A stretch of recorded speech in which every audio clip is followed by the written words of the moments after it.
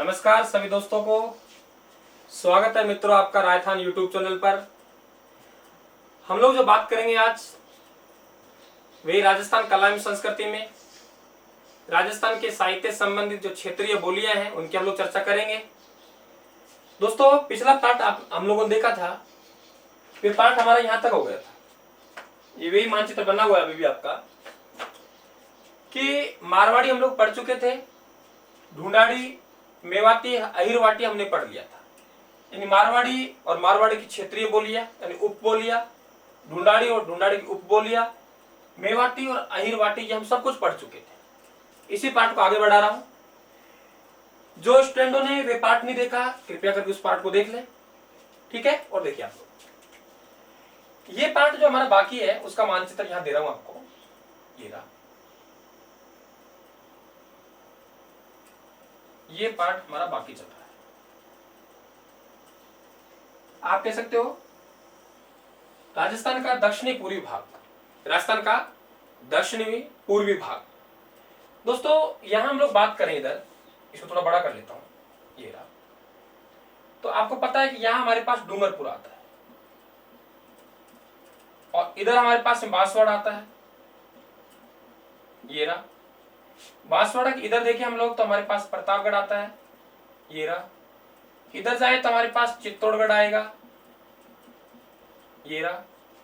इधर जाए तो हमारे पास भीलवाड़ा आएगा, ये रहा। इधर हम देखें तो हमारे पास में कोटा है, ये रहा। यहां देखें तो हमारे पास में बूंदी है, ये रहा। और इधर देखें तो हम लोग झालावाड़, ये रहा। और झालावाड़ के बाद इधर देखें तो हमारे पास में बाढ़। समझ में आ गया?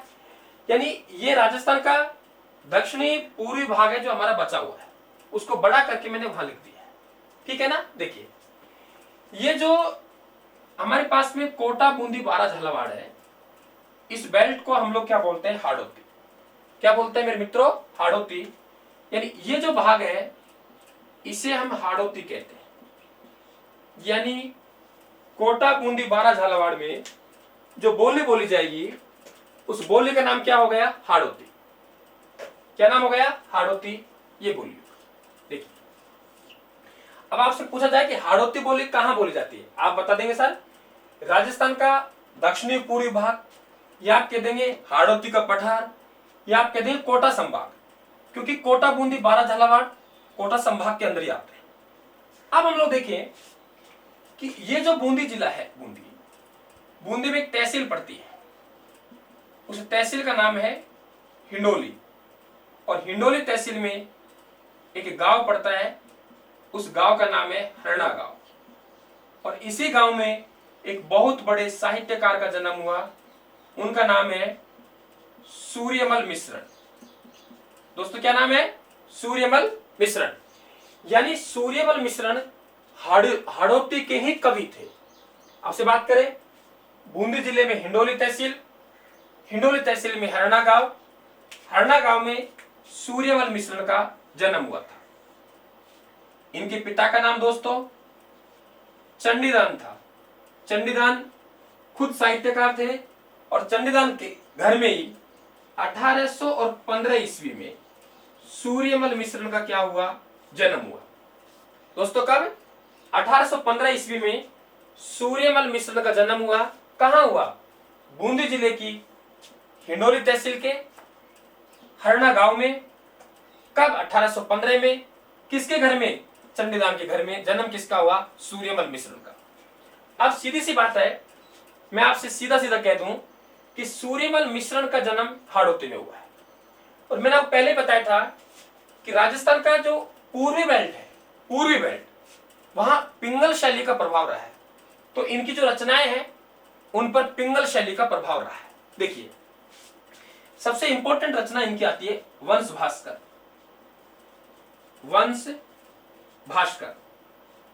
वंश भास्कर जो रचना है ये बहुत बड़ी पुस्तक है। आप कहेंगे सर कितनी बड़ी पुस्तक है? अरे मैं कहूंगा इतनी बड़ी पुस्तक है कि इस पुस्तक को ये पूरा लिख ही नहीं पाए, बीच में ही छोड़कर मर गए। तो शुरुआत की किसने? सूर्यमल मिश्रण ने। समझना। और सूर्यमल मिश्रण किस शैली में? पिंगल में। दोस्तों किसमें? पिंगल में। लेकिन इस रचना को पूर्ण किया वे किया मुरारीदान ने, और मुरारीदान मारवाड़ के रहने वाले थे। मारवाड़ में किस शैली का प्रभाव है बताया मैंने आपको? डिंगल। तो वंश भास्कर एक ऐसी रचना है जो पिंगल और डिंगल दोनों में है, पिंगल में भी है, डिंगल में भी है। आपसे पूछा भाई कैसे? तो पिछले पार्ट में हमने पढ़ा पृथ्वीराज रासव जो कि चंद्रबरदाई है, उसकी भी यही स्थिति थी। चंद्रबरदाई ने खुद लिखा तो पिंगल में लिखा, उनके दत्तक पुत्र जलन ने लिखा तो डिंगल में लिखा। वंश भास्कर जितना सूर्यमल मिश्र ने लिखा तो पिंगल में लिखा। मर गए तो इनके दत्तक पुत्र थे जो कि मारवाड़ के रहने वाले थे, और दत्तक पुत्र मतलब गोद लिया हुआ पुत्र, और यहाँ गोद लिया हुआ पुत्र कौन है? मुरारीदान। जितना फिर बाद में मुरारीदान ने लिखा वे डिंगल में लिखा। तो ये रचना भी एक ऐसी है ये पिंगल और डिंगल दोनों में है। तो ध्यान रखना सूर्यमल मिश्रण हाड़ौती के रहने वाले थे। अब हम लोग बात करें, एक एग्जाम हमसे और सवाल यहां कर सकता है, हाड़ौती व्याकरण। दोस्तों क्या नाम है? हाड़ौती व्याकरण। हाड़ौती व्याकरण की बात करें आपसे तो आप बता देंगे एक विद्वान हुए केटलांग। क्या नाम है? केटलांग। केटलांग ने हाड़ौती व्याकरण लिखा था। तो ये जो बोली रही है हमारी कौन सी रही है? हाड़ौती। अब देखिए ये बोली के शब्द है छा छे छई जो भी है, ये शब्द आपके जयपुरी बोली से मिलते जुलते हैं, इसलिए कुछ विद्वान कहते हैं कि हाड़ौती बोली ढूंढाड़ी बोली की उपबोली है।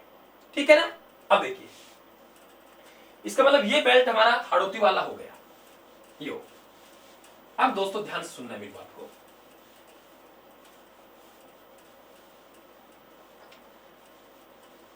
तो स्क्रीनशॉट आप जैसे ही मौका मिले बारी बारी सब लेते रहे।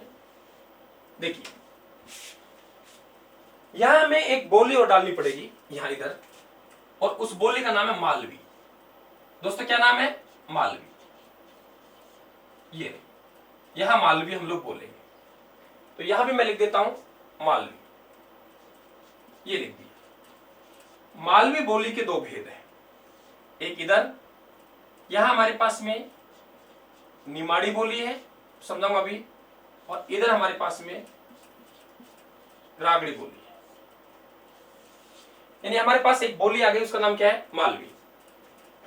जिस तरीके से गंगानगर हनुमानगढ़ में पंजाबी का प्रभाव था, जिस तरीके से धौलपुर भरतपुर में ब्रज भाषा का प्रभाव था, इसी प्रकार से इस बेल्ट में मालवी का प्रभाव है। मालवी मतलब मध्य प्रदेश। तो मालवा कहाँ है? मालवा मध्य प्रदेश में, तो मालवी का मतलब मध्य प्रदेश, मालवा की भाषा। अब देखिए राजस्थान का वे भाग जो मालवा के चिपटा हुआ है, मालवा के चिपटा हुआ है, क्या बोलेंगे? मालवी। राजस्थान का वे भाग जो मालवा के चिपटा हुआ है, क्या बोलेंगे? मालवी। लेकिन बीच में क्या आ गया? अंतर आ गया।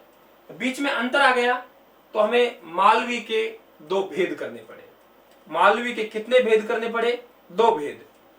एक भेद का नाम क्या है? निमाड़ी, और दूसरा भेद है उसका नाम क्या है? रागड़ी। अब आपसे पूछे कि प्रतापगढ़ की दिशा में, प्रतापगढ़ साइड में कौन सी बोली, तो आप दोस्तों मालवी के दो भेद, कौन सी? निमाड़ी। रागड़ी ऑप्शन में आए कोई फर्क पड़ने वाला नहीं है। आपसे पूछे कि इधर झालावाड़ साइड में, आप बताएंगे रागड़ी। क्लियर? तो निमाड़ी और रागड़ी आ गई। यहां की कहानी यहां छोड़िए, एक एक पॉइंट और नीचे दे देता हूं आपको। निमाड़ी बोली है, इसे हम लोग कहते हैं दक्षिणी राजस्थानी बोली। अभी समझाऊंगा दोस्तों क्या कहते हैं? दक्षिणी राजस्थानी बोली। किसको? निमाड़ी को। और रागड़ी को कहते हैं मालवा के राजपूतों की बोली, मालवा के राजपूतों की बोली। दोस्तों यहां से सवाल आएगा ही, एग्जाम कोई भी हो, यदि 100 एग्जामों में से आप उठा के देखेंगे तो 60-65 एग्जामों में सवाल मिलेगा, यहां से बिल्कुल मिलेगा। समझने का प्रयास करना। निमाड़ी बोली का उपनाम है दक्षिणी राजस्थानी बोली, और रागड़ी बोली का उपनाम है मालवा के राजपूतों की बोली। अब आप कहेंगे सर दक्षिणी राजस्थान में तो डूंगरपुर बांसवाड़ा आते हैं। दोस्तों क्या आते हैं? डूंगरपुर बांसवाड़ा। ये जो डूंगरपुर बांसवाड़ा है हीरा, ये डूंगरपुर बांसवाड़ा ये रहा। डूंगरपुर बांसवाड़ा को हम बागड़ प्रदेश कहते हैं। क्या कहते हैं? बागड़ प्रदेश। और बागड़ प्रदेश में जो बोली बोली जाएगी उसका नाम दोस्तों क्या है? बागड़ी। डूंगरपुर बांसवाड़ा में क्या बोलेंगे? बागड़ी। वैसे गंगानगर हनुमानगढ़ में भी वहां के लोकल लोग कहते हैं बागड़ी बोली। तो ये जो बागड़ और बागड़ी बोली है ये कहां बोलेंगे? डूंगरपुर बांसवाड़ा में। अब आप कहेंगे सर दक्षिण में तो डूंगरपुर बांसवाड़ा है, लेकिन आप निमाड़ी को दक्षिणी राजस्थानी क्यों कह रहे हैं? दोस्तों जो विद्वानों ने जो वर्गीकरण किया है, जॉर्ज अब्राहम ग्रियर्सन ने जो वर्गीकरण किया है, उस वर्गीकरण में दक्षिणी राजस्थानी किसे कहा है? निमाड़ी को। तो दक्षिणी राजस्थानी पूछा जाए और ऑप्शन में निमाड़ी ही करना है। मालवा के राजपूतों की बोली पूछी जाए तो आपको रागड़ी करना है। इसका एक पेज, कौन सी बोली, कौन से जिले में क्या विशेषता है, किसकी उपबोली, आपको रायथान टेलीग्राम चैनल पर उपलब्ध करवा दिया जाएगा। रायथान टेलीग्राम चैनल को आप ज्वाइन कर लें, ठीक है। देखिए अब हम देख रहे हैं कि बागड़ी कहां बोलेंगे? डूंगरपुर बांसवाड़ा में। हमारी जो भाषा बोलियों का जो वर्गीकरण करता है उनका नाम है जॉर्ज अब्राहम ग्रियर्सन, और इनकी पुस्तक का नाम है linguistic survey of India. Linguistic survey of India इसके 9 नंबर भाग में, 9वां भाग में ये वर्गीकरण किया है। समझने का प्रयास करना। आपसे पूछा जाए राजस्थानी भाषाओं का वर्गीकरण किसने किया है, तो आप बताएंगे जॉर्ज अब्राहम ग्रियर्सन ने किया है। आपसे पूछा जाए किस पुस्तक में किया है, आप बताएंगे कि sir linguistic survey of India में किया है। आपसे पूछा जाए कौन से भाग में किया है, आप बताएंगे सर 9 नंबर भाग में किया है। हम लोग पढ़ रहे हैं, ये वर्गीकरण देता है जॉर्ज अब्राहम ग्रियर्सन, और इन्होंने कहा है कि दक्षिणी राजस्थानी बोली कौन सी है? निमाड़ी है। अब दोस्तों ये बागड़ी बोली है। 2015-16 में जो जूनियर अकाउंटेंट का पेपर था, यहां से एक बार सवाल पूछा गया था। यह पूछा गया था कि जॉर्ज अब्राहम ग्रियर्सन ने कौन सी बोली को भीलों की बोली कहा है? भीलों की बोली। तो दोस्तों ध्यान रखना, भील लोग कहां निवास करते हैं? दक्षिण में निवास करते हैं, इसलिए भीलों की बोली कौन सी होगी? बागड़ी। किसने कहा है? जॉर्ज अब्राहम ग्रियर्सन ने। कि राजस्थान की भीली बोली कौन सी है? मेवाड़ी मत कर देना, कौन सी है? बागड़ी। और आपको हम लोग कल्चर में पढ़ाएंगे आगे। एक संत मावजी हमारे एक लोक संत हुए हैं, संत मावजी। और संत मावजी के जो उपदेश हैं उन्हें कहते हैं चोपड़ा। संत मावजी इसी इलाके के रहने वाले थे, तो संत मावजी ने उपदेश दिए, उन्हें क्या कहते हैं? चोपड़ा। आपसे पूछे संत मावजी के चोपड़ा किस भाषा में है, आप बताएंगे बागड़ी में है। क्लियर? तो ये हमारी बागड़ी थी, ये हमारी मालवी थी, हाड़ौती हमने पढ़ ली। अब देखिए इधर देखिए हमारे पास, तो उदयपुर, राजसमंद, ये उदयपुर हो गया, प्रतापगढ़ हो गया, चित्तौड़गढ़ हो गया, राजसमंद हो गया, कुछ भीलवाड़ा आ जाएगा। ये बेल्ट हमारा पूरा का पूरा क्या कहलाता है? मेवाड़। और यहाँ पे जो बोली बोली जाएगी उसका नाम क्या है दोस्तों? मेवाड़ी। ध्यान रखना, मैंने पहले भी कई बार आपसे चर्चा की है, डूंगरपुर बांसवाड़ा मेवाड़ का भाग नहीं है, ये अलग से बागड़ प्रदेश कहलाता था। तो मेवाड़ी बोली में हम डूंगरपुर बांसवाड़ा को नहीं पकड़ेंगे, डूंगरपुर बांसवाड़ा को नहीं पकड़ेंगे। अब देखते हैं कौन सी बोली होगी? मेवाड़ी। अब देखो मेवाड़ी का जो हमें सर्वप्रथम उल्लेख मिलता है, ऐसा माना जाता है कि जगत अम्मा का एक मंदिर है, जगत अम्मा का मंदिर। उस जगत अम्मा के मंदिर में ये देवी है, और देवी के मंदिर में ये हमको उल्लेख मिलता है कि ये हमारे मेवाड़ी है। महाराणा कुंभा के जो अधिकांश ग्रंथ है वे आपके मेवाड़ी में है। मेवाड़ी भी एक समृद्धशील भाषा है। क्लियर? अब बचा हमारे पास में भीलवाड़ा। भीलवाड़ा में जो हमारे पास बोली है उसका नाम क्या है? खेराड़ी। आपने भूगोल में पढ़ा होगा कि 2 शब्द होते हैं, एक खेराड़ शब्द, खेराड़ जहाजपुर भीलवाड़ा, और माल खेराड़ की जहाजपुर भीलवाड़ा। देखिए एक है मालपुरा टोक, मालपुरा टॉप। अगर जहाजपुर भीलवाड़ा और मालपुरा टॉप को मिला देंगे तो माल खेराड़, और मालपुरा टॉप को हटा देंगे तो माल हट जाएगा, जहाजपुर भीलवाड़ा रह जाएगा तो खेराड़, खेराड़ी भीलवाड़ा में, और माल खेराड़ी जहाजपुर भीलवाड़ा प्लस में मालपुरा टॉप तो माल खेराड़ी, यानी मालपुरा आएगा तो माल लगेगा। ये बोलिए खेराड़ी भीलवाड़ा में। तो गजब का सवाल कैसे बनेगा? राजस्थान की वे बोली कौन सी है जिसमें चारों तरफ से सभी बोलियों का प्रभाव पड़ रहा है? चारों तरफ से सभी बोलियों का प्रभाव पड़ रहा है। देखिए दोस्तों, वे बोली खेराड़ी है।